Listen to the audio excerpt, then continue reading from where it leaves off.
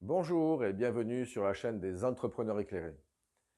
Aujourd'hui, nous allons poursuivre la série des 7 clés pour un pilotage d'entreprise qui mène vers la réussite, le succès et la sérénité. Je suis Gérard Angasser, expert en pilotage d'entreprise, consultant formateur et auteur du livre Comment piloter sa TPE.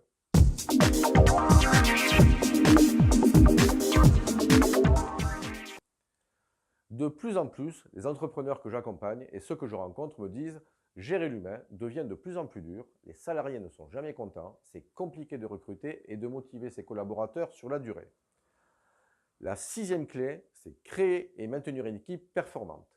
Alors, vous allez me dire, c'est facile à dire, mais difficile à mettre en place sur la durée. Effectivement, c'est plus délicat que les 5 clés précédentes parce que là, nous ne parlons plus d'outils, mais de relations humaines et les émotions et comportements entrent en jeu. Alors, pour quelles raisons? Tout simplement parce que l'environnement évolue vite et que les équipes doivent s'adapter constamment. D'autant plus qu'il faut être productif et donc aller de plus en plus vite, ce qui génère du stress. Les objectifs de vie des individus évoluent plus vite aujourd'hui et sont plus souvent flous. Les motivations qui les font accepter un travail changent. Les problèmes personnels arrivent dans l'entreprise et l'entrepreneur doit se transformer en véritable psychologue. Tout cela peut générer de la perte de sens pour les collaborateurs, des tensions, de l'absentéisme, un turnover plus rapide et des pertes de temps très coûteuses pour l'entreprise. Alors, je vous propose 6 piliers forts pour bâtir une équipe de choc.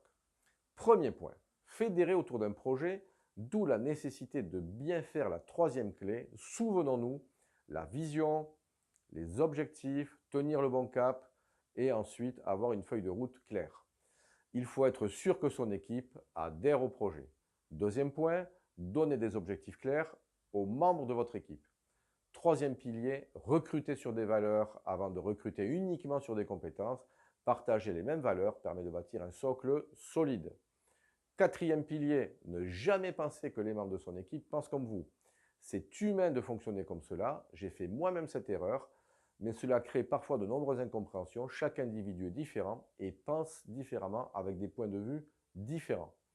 Cinquième point, stimuler son équipe, former, impliquer, responsabiliser, challenger, motiver et communiquer avec son équipe au fil de l'eau constamment pour établir du lien. Sixième point, sixième pilier, considérer ses salariés comme des clients. Un client doit être rentable et on doit s'occuper de lui. Il doit y avoir une réciprocité.